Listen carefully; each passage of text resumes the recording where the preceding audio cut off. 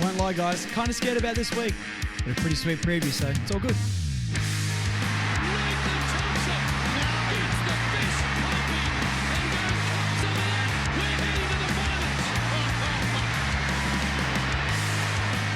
All right, we're a full house for this preview tonight. We've recruited some big help.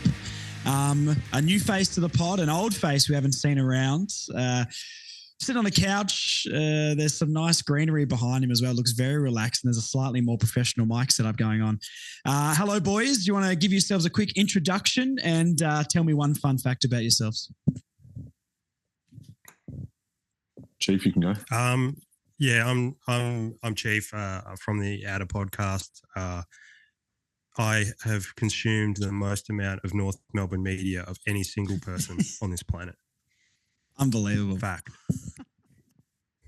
Yeah, I'm Dylan. I was on Josh's podcast. Would have been late last year, was it? During the trade period. And Chief's actually my older brother. He's 6 years older than me. Both absolute North Nuffies. And yeah, mate, just live, breathe North. So thanks for having us on. Some say you're the best mind when it comes to trades and free agency that the AFL media landscape's ever seen. I've no idea who you're talking to, and I don't. Yeah, it's odd that, but people are saying that. I do also hear it, but no, thank you for that compliment. We've got to pump you up. People say Riley Beveridge.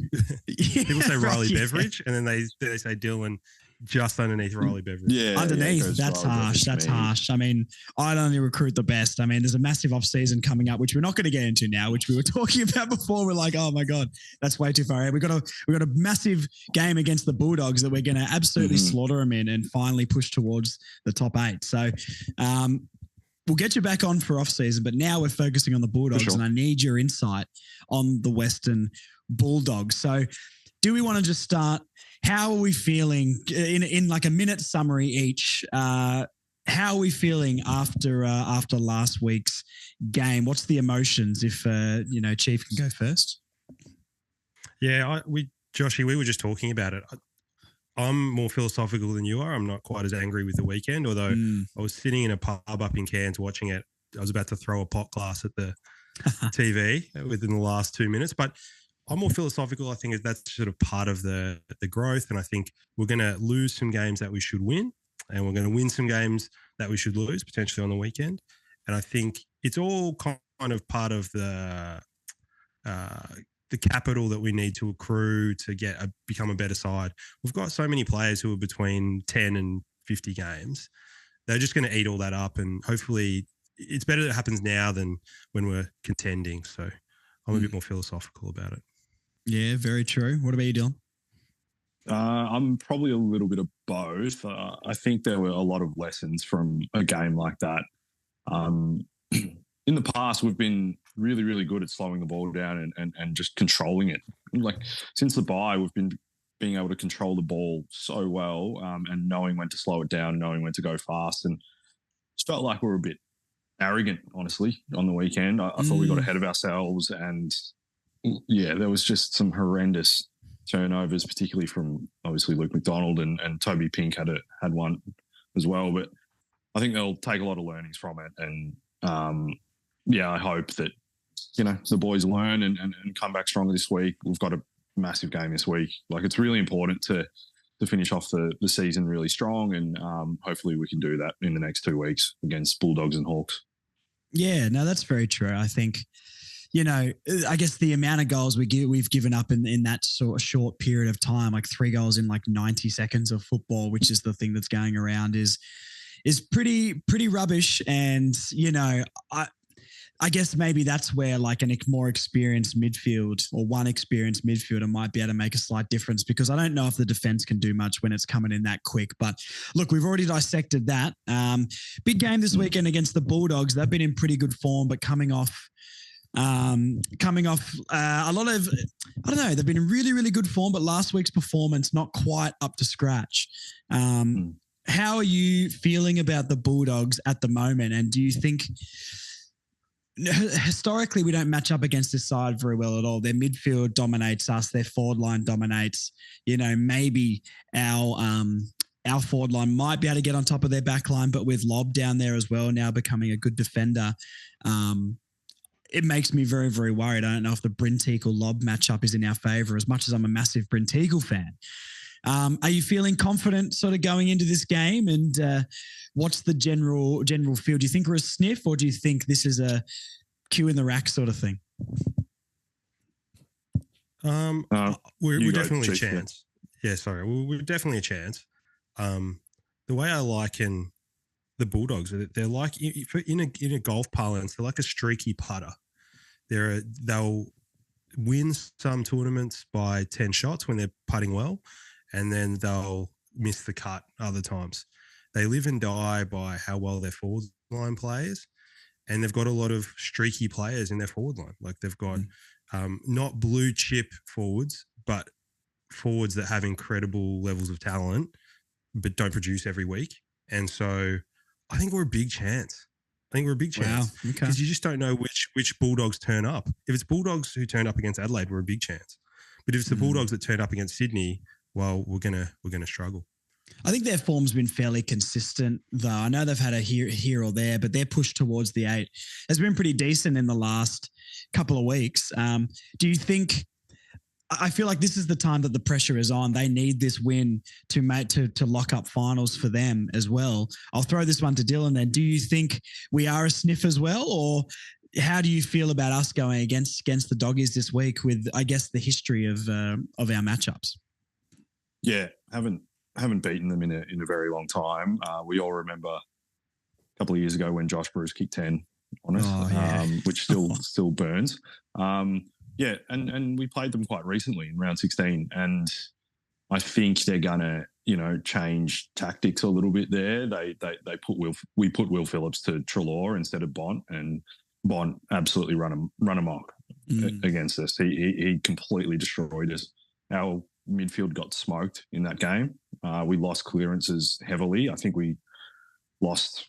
I think we would have been down 10 to 15 clearances during the game. So our midfield needs to really, really step up against the midfield that is really, really good.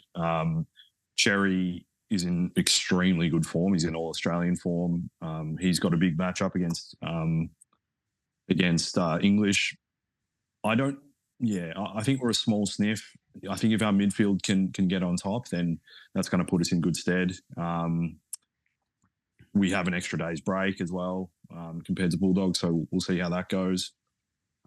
Bulldogs do have more to play for, though. There's no doubt about that, and they need this win more than we do. But I think that we're a bit of a sniff, not a crazy sniff, just that small sniff,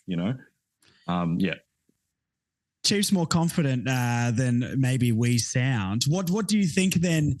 What do you think is something that we're an area that we can take advantage of the Bulldogs? Do you see an area of weakness that you think that we can take advantage and maybe get on top of them? If we are to win this game, what's the area we can attack? I think we need to play territory a little bit better than what we have. We're probably not going to beat them inside 50s. Our inside 50 differential generally is terrible. It's terrible. Like we always lose that count. So we really have to play the game in our half a little bit. And that comes down to our midfield really, and Sherry essentially, and how he can interact with the midfielders. I am hearing rumours that English is in a moon boot at the moment and might play on the weekend. So that would make the job a little bit easier for X. I think we need to win the clearances and we need to get the ball in our forward half and play in a forward half game. And try and deny the Bulldogs a little bit of ball. That's what it comes down to. I'm just looking at the stats then. The Bulldogs beat us easily in clearances, possessions, kicks, particularly marks, last time. So if we can even that up a little bit, I think we will be a chance. I also think that, yes, we've got some mid-size forwards that can get hold of potentially their backs. They don't have brilliant shutdown backs. They've got good attacking backs like Dale and Geray's kind of like that. And but I think guys like Curtis and Zerha and maybe Ford can get off the leash a little bit. I think it's going to be tough for Larky because he's going to be going against a few guys. But I think the small forwards can potentially get off the leash, and our goal kicking midfielders, LDU, Powell, and SHEEZ. Yeah, okay.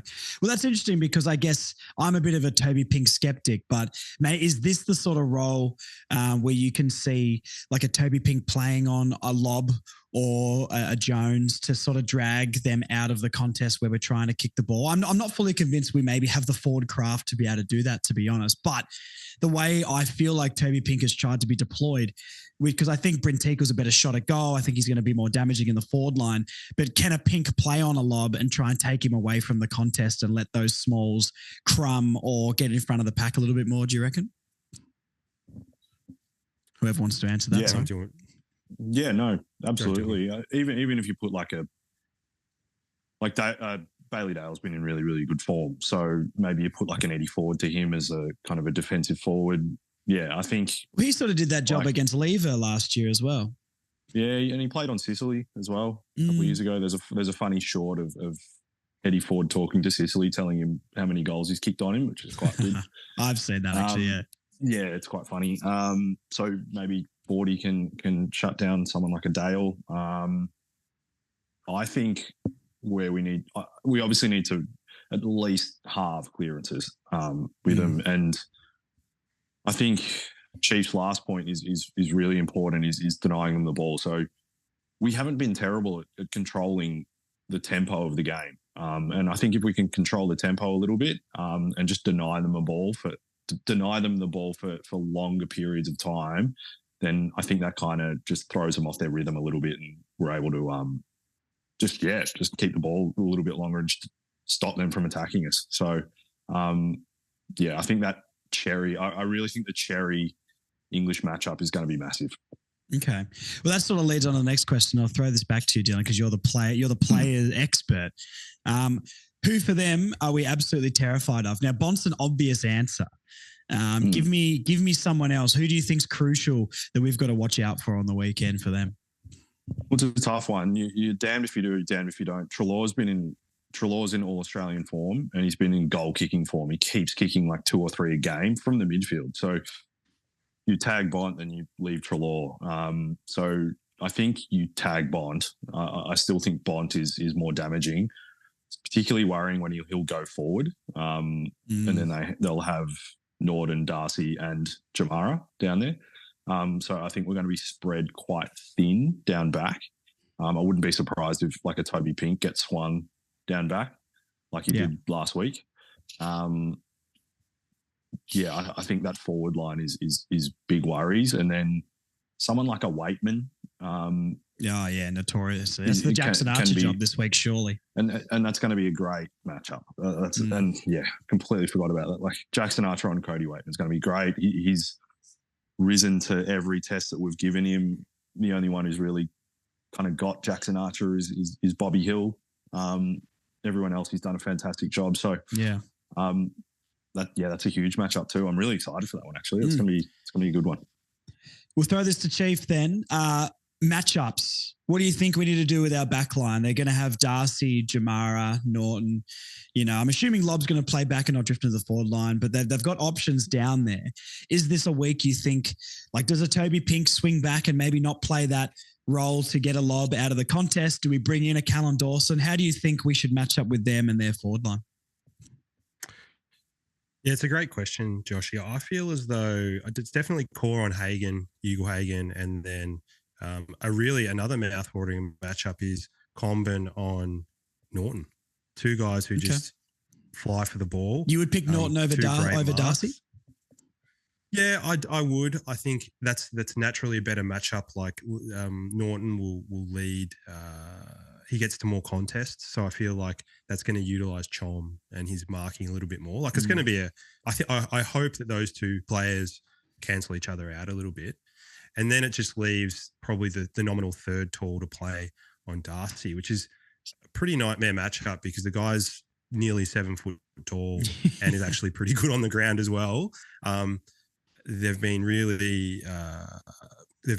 really looked after when it comes to father sons and academy picks of the Bulldogs. So I do think it's either a Dawson or probably Pink goes back, I would say at this point. And whether I guess that or a little bit of that comes down to the forward mix, like how you want to play our own forward mix. Do you play we might get into this later, but do you play the three talls or do you play the just the two, like a Teakle and Larky, and then hope that a Zerha and a Dersma are able to like compete enough? But I think it's probably Pink or Dawson comes into the team. I would say it's a shame that that Logue isn't fit, because I think we would have been able to handle their forward line comfortably, but it's a little bit harder with Logue out of the side. It's interesting with the little injury cloud over Chom as well, because he has looked very, very sore the last couple of weeks. And I know Alistair's saying, we're not going to put the Q in the rack. We're going to attack every single game. We want to win every single game. Is that a little bit of spin or not at this time of the year? I'm not too sure. I guess we'll throw this to Dylan. Where do you sort of stand on that? For me, Dawson has to come in, and I don't think you drop a big. The Bulldogs are a very, very big lineup. I'll ask you two questions. A small one, would you play Chom, even though with the injury cloud? And the second one would be, who is going to do a lot of rucking for the Bulldogs if English doesn't play? Yeah. Who's their second ruck? Obviously, Darcy will pinch hit if English plays.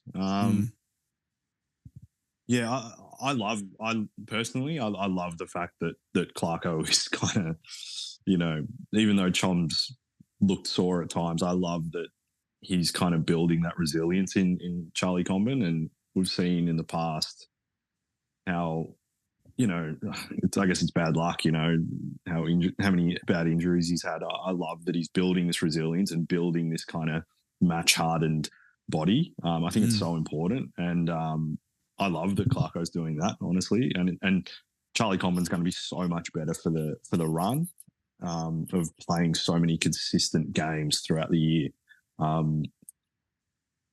I don't know who's their second ruck in Bulldogs. I'm just trying to have a look at I'm looking at their list now, and I'm just trying to find who might be there, who's listed under a ruckman. So there's a couple of guys like Lob would be maybe an option. That's a good shout, yeah. And then Karmas comes in, and then they play James O'Donnell as another tall back. So the only rucks they've got listed is Lachlan Smith, Ryan Gardner, who I've never heard of those two, and Tim English. Ryan Gardner's a key defender. Okay. It would be Lob or Darcy, I dare say. Karmas is playing. Karmas is going to get the Zerha matchup, you'd assume. Interesting. It's really interesting. And then Jones probably gets the Larky one. Yeah, Jones gets Larky. I guess, it's probably a benefit to us if we sort of if they have Darcy or Lob going into the ruck and sharing that around. It'd be really interesting to see if we can sort of cover there. Say Darcy goes up into the ruck, we can really sort of the matchups feel better to me down in that forward line without making us go in too tall. And then obviously if Lob comes out of that defense, it's sort of similar. Maybe Larky can free up some room but we can't really take advantage of it with any key players in that forward line as well. So I feel like Lob is the best shout because we've only really got Larky as a dangerous threat up in the forward line as a key tall. Zerha can play slightly taller and so can Curtis, but at the end of the day, I think you're right with the Karmas matchup. So yeah, it's such an interesting side. I think this is why there's such a big, tall side, and there's not many sides in the AFL that feel that big anymore. I feel like we maybe feel like one of the biggest sides in the league because we consistently play, three key defenders, and now we've got Pink in the forward line for like three key forwards and Sherry. So, with those key positions and all that sort of stuff, it definitely feels like we can match up with them, but we just never do. And it's really, really frustrating. I guess they're just better in key positions. We'll throw it to Chief's direction for this one. Are you tagging Bont? And if so, are you trusting Will Phillips with that assignment? Or would you just let Bont do what he needs to do, but you sort of try and shut down other people around him and tag a Treloar or a McRae or someone like that? It's a really great question. Dill broke it down pretty well before. I personally think Will Phillips on Treloar. That's my personal opinion. I think Treloar's eminently more taggable than Bont. He doesn't have the flexibility of Bont going to the forward line. and people say, well, you just hand over, it's actually not that simple, because if Bont, and he's done this many times, he just sprints forward. There's no time to hand over. And if you've got 194 centimetre Bont against 180 centimetre Will Phillips, is obviously not good. Also, like, whether Will Phillips can do anything at the coalface to prevent him from getting the ball. I feel like if Will Phillips can really stick on Treloar, and then we just make it kind of like a SHEEZ and LDU versus Bont and Libba, for example, or Bont and Ed Richards. I like that matchup for us if we just make it a 2 versus 2. LDU versus Bont. Obviously, Bont is a great player and he's one of the best players in the league, if not the best player. But I feel like LDU has weapons that can hurt Bont, which are pace. He's got explosive pace. So maybe we just try and frank that Bont matchup into an advantage for us and play a little bit of Russian roulette. We obviously need the ball in our forward half. So whatever gets it there will be good. I think that's where Sherry comes into it. I think if Sherry can get the ball to advantage to LDU on the move, which he does so well. I don't know if anybody ever watches the centre bounce setups, but LDU comes from our offensive side and runs a curl, basically. And the amount of times that Sherry hits him it's beautiful to watch. And we just need a lot of that. And I think that will negate Bont to a certain extent, hopefully. But I think Phillips on Treloar. Yeah, okay, yeah. And I guess that is where, and we say this every preview I do, I think North Melbourne's thing is always, if we win that midfield battle, we're going to get on top. And I do believe that's true, especially if there's no ruckman for them and they do have to bring a Lob or a Darcy in there. I mean, Sherry should be able to get on top of whoever because he's probably the All-Australian ruckman, right? But, if they don't have that ruckman in there, I hope he can take advantage, because I feel like there's been a couple of times where, I can't remember the matchup, it was a few weeks ago, we played someone who didn't have was it the Gold Coast? It was the Gold Coast. We played the Gold Coast and they didn't have Jared Witts in there. And Sherry was the better ruckman, but the other guy was one of the highest rated players on the ground and he didn't take advantage of that. Yeah, that was Ned Moyle. And Ned Moyle's I think Cherry really excels when he goes up against a lighter athletic ruckman like a Tom de Koning or, like an English or even a Darcy. Bailey Williams was the weekend, Bailey Williams, that athletic ruckman, I feel like Cherry's able to just use his body and bang and crash into him and just physically insert himself on the contest rather than going up against like a Nank or like Ned Moyle's a big guy, strong guy. Yeah.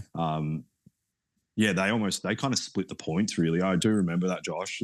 Ned Moyle played really, really well that game. And I think this is a perfect matchup for Cherry, whether it be English or Darcy or Lob, for instance. I just think it's perfect. I think it's set for him to keep dominating because he was so good on the weekend again. Yeah. I guess the one thing I'd like to see from him, though, is if he does say English doesn't play, I feel like at the moment, from what I've heard, English probably isn't going to play. If he does have a ruckman that isn't, a predominant ruckman, I really hope he can take advantage of that matchup because I feel like with maybe a little bit of scouting through the week, he's really good at finding a way to beat his opponent, and he's shown that so many times this year. But I feel like the times that I've seen him get thrown a curveball in the ruck, where maybe it wasn't part of the plan or something like that, he maybe hasn't excelled as much as I would have thought. He's still a fantastic ruckman, but that Gold Coast game, I was like, well, we're going to absolutely kill them here. And he didn't take advantage of that. So I really hope he can take advantage of that, because if English isn't playing and you do have a Lob or a Darcy in there, the only way we're ever going to be able to win this game, in my opinion, is him to take advantage of that. And like Chief was saying, have that wraparound with LDU and hit him, have SHEEZ sort of do his thing, have Simpkin get that ball and use that sidestep and hopefully dispose cleanly, which is 50-50 with him sometimes. But I really don't think there's another way we can win this game unless we and probably dominate the middle. Chief, let's throw this one to you. How do you feel about our forward 50 entry? Because it's pretty appalling. And once again, if we are going to win, when we get those clearances, if we're not disposing of it correctly into our forward 50, then I'm not sure how we win this game anyway. It's like these two pieces need to come together because they sort of go hand in hand. You can enter it, you can get a clean clearance, but if you're not kicking it to the advantage of your players, not much is going to happen. So how do you feel like we can tighten up our forward 50 entry? Because I feel like every week we just give Larky the worst helicopters. Yeah, it's a good point. I feel like one of the there's obviously it's a multifactorial problem. One of which is that we maybe don't have the personnel, kicking the ball in, and I think that's part of it. Like we need SHEEZ, McKercher, Powell, probably Fisher, these sorts of people kicking the ball into this inside 50, not Teakle and Pink and X and these guys, because a lot of the time and LDU, unfortunately, because LDU, I was going to throw his name in that category. I feel like Bailey Scott as well you can throw into there. I think he's a really good player, but I think, I don't know if I trust him outside the 50 kicking it to Larky's chest, Yeah, exactly. I think one of the things is getting it in there in a timely manner. I think not biting off too much. I think sometimes those forward 50 entries, one of the big problems from the weekend certainly is biting off that perfect stab kick that will look great on highlight reels that's on the chest, and then we overcook it or we kick it too low or whatever. I think we just need to cushion it and put it out in front. The other thing is getting it in there to one-on-ones, put it to advantage side. A lot of that is cohesion between the forwards and the midfields, which we haven't had a time to create. And if you look at some of the more mature teams, you look at Sydney or you look at Brisbane and the way that they're able to, sometimes they don't even lead. They just point, they put it out into space, and then they force the forward to lead onto it. I think we'll get there eventually, but I also think that we just need to not bite off as much, and also be aware of the 2-on-1s. Like there's going to be 2-on-1s this week. There's going to be people zoning off, lob and so forth. So be aware of that and just hold on to the ball if you don't see it. I think sometimes we're just so eager to get it forward to Larky because we want him to have the chance to compete that we're not able to hit the target. We kick it to 2-on-1s and then it's just like, what can you do? Yeah, no, that's fair. Hitting guys up this week will be important, especially those mid-sized forwards. Yeah. So I'll throw one more question at both of you guys, and then we'll predict and we'll tip. Okay. All right, Chief. We'll throw this to you. Who is the player for North Melbourne this week that you need to have a big game? Who's the most important that they fire this week to get us the win? I would like to see one of my favourite players, and I don't know why he is. Maybe it's his cooking. I just want to see Bull Zohar have a massive game. Really celebrate the big contract with kicking 5 or 6. I mean, we don't call him the king of marble for no reason. He's under the dome. He's going to get what I think is a favourable matchup for him, and I would love to see him come out and just hit some bodies, set a tone, and then kick a big bag to get us over the line. Him and Larky combining for 10. I'd love that. Wow. I'd love that. I think Bull's a really good shout. He's sort of the one that I had on my mind as well, especially after his last week performance where I felt like maybe, which was a weird game because I didn't think anyone had a really bad game last week, but I feel like he was just a little bit under par. I mean, Dersma obviously was someone who didn't really get a touch. So it'll be interesting to see with selection this week if he plays or not. But Dylan, we'll throw it to you. Who's someone you need to fire this week? Who do you think's a barometer for this game? Yeah, Zohar I'm still waiting for Zohar to, be the player that we think he's going to be. And he's 26 now. So, I'd love for him to come out and just, finish off the season really well. For me, it's Nick Larky. I think he's our barometer when he plays well. I think the team is going well. Last week he was, dominated, to be honest, by Jeremy McGovern. Kept him to 1 goal and just a handful of touches. Last time we played Bulldogs, Larky had 5 touches and no goals. So I think Larky is our barometer. If he's getting the ball and he's kicking goals, then we're going pretty well. I'd love to see him, if he is a bit cold and the ball's not coming down there, he's not getting around it. I'd love to see him get pushed up the ground a little bit more though. Yeah. And be that kind of get out kick for the rebound 50s. I'd like to see him in the game a little bit more. But Mm. yeah, it's Nick Larkey for me for sure. Okay. All right. 3 minutes on the chat. We need a tip and a winner. Chief, go to you first. I'm going to go out there. I'm going to call this the Sherry Blazer game because he's going to cement his All-Australian ruck position, and I think we win it by 5 points. Wow, that's a massive tip. All right, Dylan, what do you got? Yeah, I'm also tipping North. I think I love Paul Curtis. He's my favourite player. I think there's no matchup for him for the Bulldogs. So yeah, I'm taking North. Curtis is going to kick a bag, and I think we'll win by, I'm going to say 17. Wow, that's wild. All right, fair enough. Yeah, well, look, I'm probably not quite as positive as everybody else. I think the Bulldogs have more to play for, and I don't think we have anything to play for but pride. So I think maybe the Bulldogs by 3 goals. I think we're competitive. I don't think we're pushovers. But it really depends on SHEEZ, Chom, and their fitness for me. If we're missing a few of those, especially SHEEZ, or I'm just not sure how we do it. So, look, I might go the Doggies by 3 goals, but yeah, I wish I could say otherwise. Well, look, thank you for coming on, guys. We're going to see Dylan again in the off season. I hope, as long as he's up for it again. I didn't burn him out last year. Yeah. My brother's, honestly, my brother is he knows probably more than I do. So yeah, if I'm not available, I'm sure my brother will be keen to jump in as well. But easy, yes, that sounds absolutely. like a plan. You know me. I'd love to chat about anything North. No, for sure. And Chief, thank you for coming on. And do you want to give the pod you do a little plug? Yeah, so just like the From the Outer podcast, we talk footy, we talk a little bit of sport. Josh and I don't see eye to eye on the celebrations and whether they indicate a player who's staying or not. But I know. that's something that we've discussed before. But yeah, just give it a listen if you want. Not North specific, just AFL specific. Beautiful. Thank you very much, lads. And go North. Hopefully a massive win on the weekend. Thanks, Joshy. Fingers crossed, Joshy. Thank you to lads for joining me for that interview. Great preview, good insight. Couldn't get the Dogs boys back on, but look, if you need insight into other teams, they're the guys to go to. So I always recruit the best. Okay, let's get into why we're here.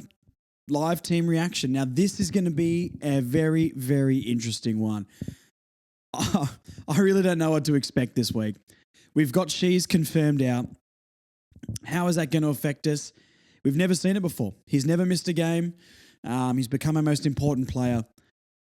And it'll be very, very interesting to see how we structure and how much, even just, we always complain about the inside 50s. I mean, he gets half of our assists a game. So it's going to be incredibly interesting to see how we are as a unit without someone of his quality in the team.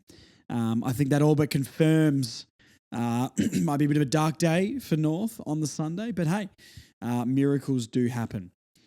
Other than that, Wardlaw available. Very interesting to see guys like Charlie Comben. Any of those guys with little injuries. Will Fisher be back? Does Bergman keep his place? I tried to think about what maybe I would do for team changes this week.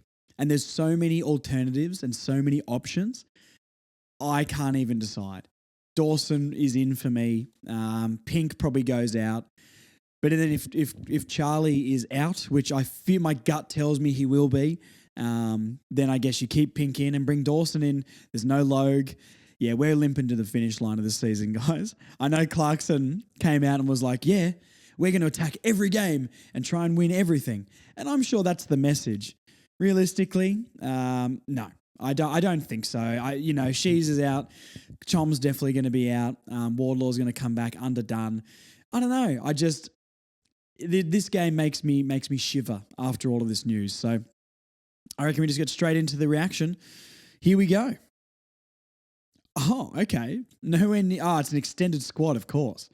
All right. Nowhere near as much as I thought here. But SHEEZ is the only out. Charlie Comben not out is so interesting with his injury. Yeah, very interesting. In Dylan Stevens, Zach Fisher, George Wardlaw, Callan Dawson. I like all of those ins. Out Harry SHEEZ, that hurts. Bailey Scott Milestone. In for the Dogs, Joel Freya. Never heard of him. Harvey Gallagher, Arthur Jones, Alex Keith, Jack McRae, and James O'Donnell. Out goes Nick Caulfield, Tim English, and Riley Garcia. Tim English is probably the only big one out of that.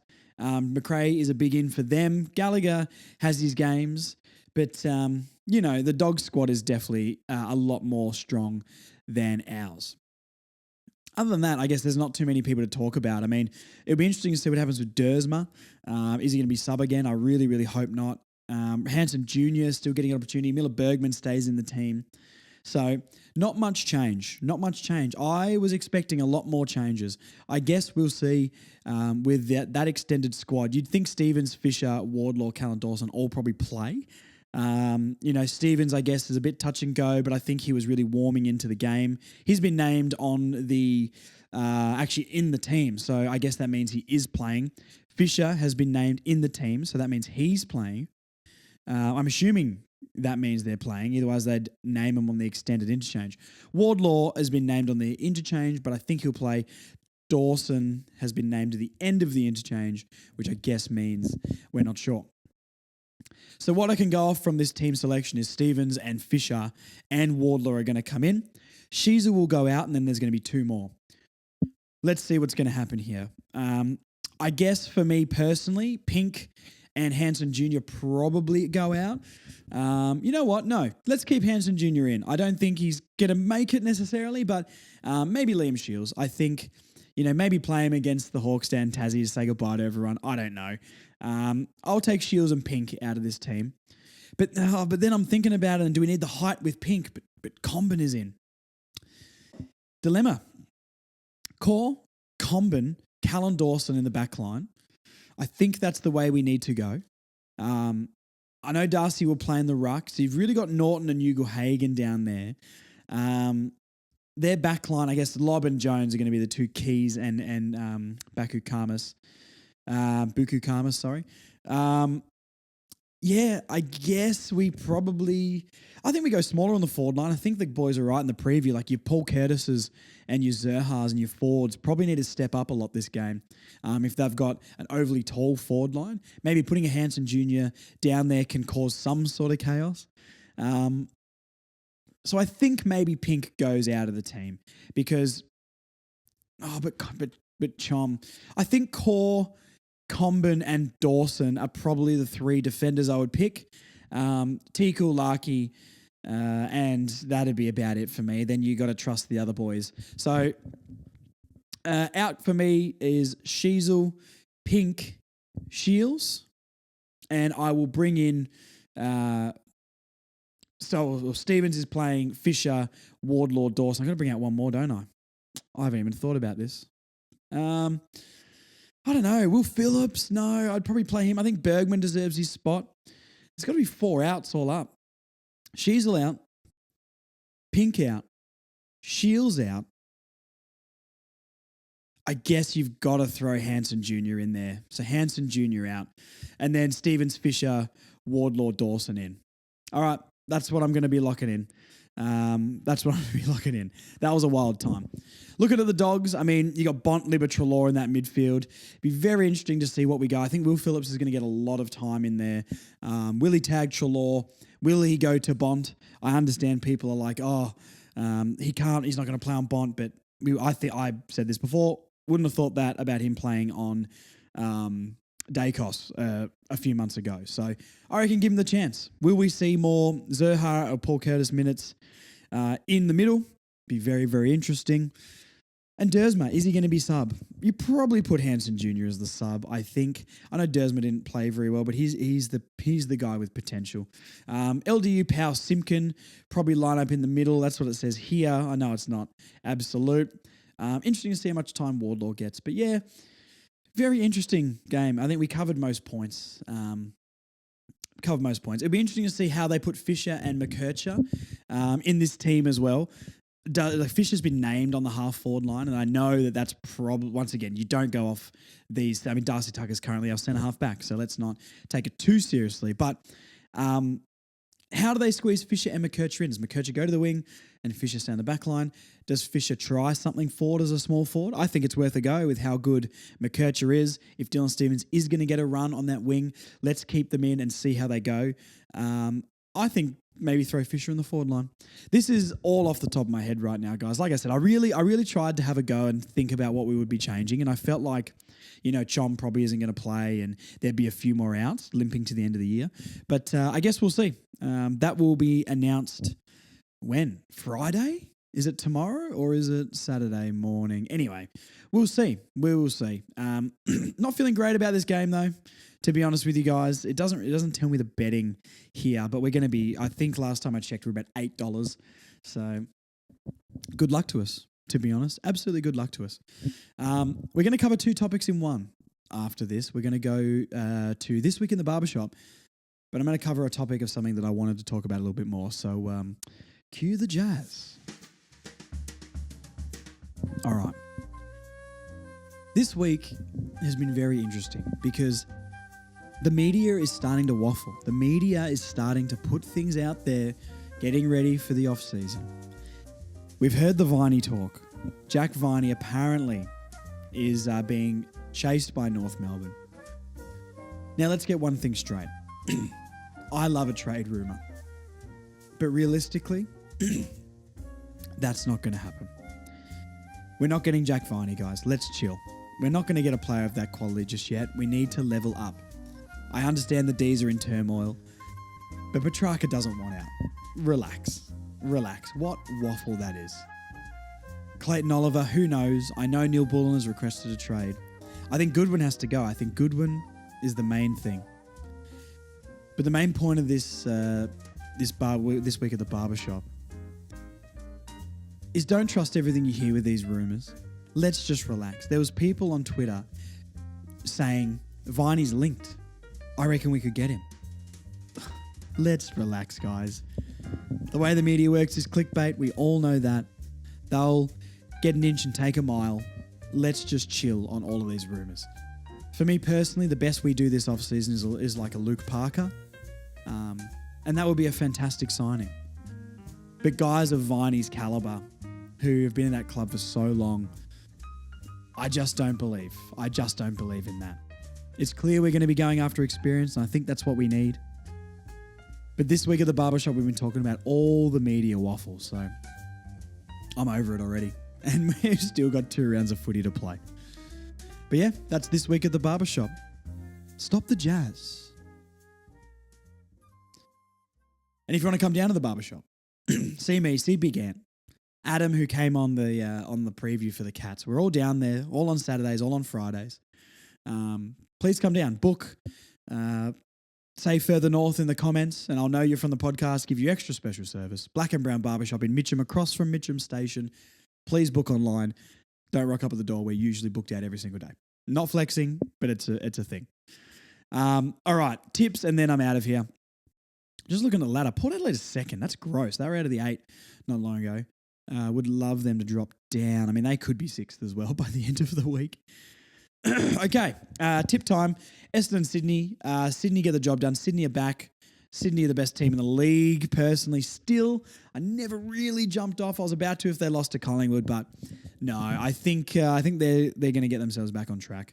Bombers need to win. How far are the Bombers out? I mean, look, they're 2 points out of the 8, to be honest. They're 1 game off 6th. So I know we all think that their seasons are done, but let's chill for a second. Gold Coast, Melbourne. What a gross game of football. The Gold Coast get that done at home. Don't know. Is that just the most nothing game ever? It's crazy that the Gold Coast are ahead of the Demons on the ladder. 13th for the Ds. That is insane. This is playing for 12th on the ladder. Who will be 12th on the ladder? Wow, what a blockbuster. Suns win that one for me. GWS Freo, the Giants win. The Giants have been sneaky good lately.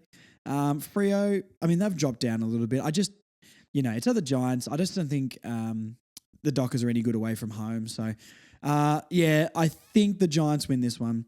Collingwood, Brisbane. Brisbane by a mile. I think Brisbane come down and get the job done. I mean, they're down to 5th, which is which is insane. This ladder is wild. Every time I look at it, it's different. Geelong is 4th. Brisbane have dropped. So I think they need to win. I think Brisbane have a lot more to play for. Collingwood is obviously, they can make finals, to be fair. I think nearly everyone can make finals. Like, as an example, guys, if the Gold Coast and Melbourne, either of them win their last 2 games, and one of the Dogs, the Hawks, the Blues, or Essendon, or Collingwood lose both of theirs, they're in the 8. So, crazy times. Okay, Port Adelaide. Adelaide Crows win this one. It's a big game, and we know Port cannot get it done. Spineless team. So, Port lose that one and drop down to 6th. St Kilda, Geelong by mile. Let's not even discuss that one. North Dogs, we know what's happening there. Richmond Hawks by mile. And West Coast beat the Blues. No Kerno, no Mackay. It's incredibly interesting with that game over in the West. Now, I really don't want West Coast to win, but I don't want Carlton to win. I actually like a draw in this one because that means West Coast has like doubled our wins, which is incredibly embarrassing because they're rubbish. So, I think imagine if Carlton go over there and win without Kerno and Mackay. It would be so funny because they've barely won a game in the last 6 weeks of football. There's only win was against us, and we should have probably beat them on the day. It's just an absolute crap show over there. If they win without Mackay and Kerno, there's going to be so many problems that Michael Voss has to deal with. Let's have a look at their ins and outs. Oh my God, look at all the debutantes. Wow. In Lewis Young, Jackson Binns, Cooper Lord, Jack Carroll, Corey Durden, Harry Lemmy, Billy Watson, Ashton Muir, Dominic Akui. What? Ahmed Saad, Harry Mackay, Jack Martin is in the outs, Lockie Fogarty, Charlie Kerno, Jordan Boyd. Oh my God. So Ashton Moyer, Billy Wilson, Dominic Aquay, Cooper Lord, and Harry Lemmy are all debuting. Carlton have gone full tank mode. Wow. I am going to be watching that game with a lot of interest. I don't know what I want to happen, but I'll let my heart decide at the time. All right, I'm out of here, guys. Thank you so much for listening. Look, the last couple of weeks of this podcast, I'm also limping to the finish line. This preview was a little bit all over the place, so I do apologize, but thank you for listening all the way through. My mind is already on postseason content, to be honest. So we're going to do so much stuff in the postseason. But look, let's get through these 2 games. I'll bring you everything every week. It's going to be a fun time. Thank you for sticking with us. I think we're all a little bit, except for Marnie. Marnie is wanting us to keep playing every single week. And she's a different level than me. But for me, let's just get these games done. Let's cleanse our souls, and we're going to come back next year and see a new North Melbourne. Let's hope. Anyway, thank you, everybody. YouTube, please follow. Instagram, Facebook, Twitter, TikTok, all that sort of stuff. Thank you for engaging with us. And we're going to get all of your voice messages after the Bulldogs game. Anyway, talk to you guys very, very soon. Talk to you after the Dogs game. Hopefully my mental health is okay. Stay strong out there, North fans. Talk to you.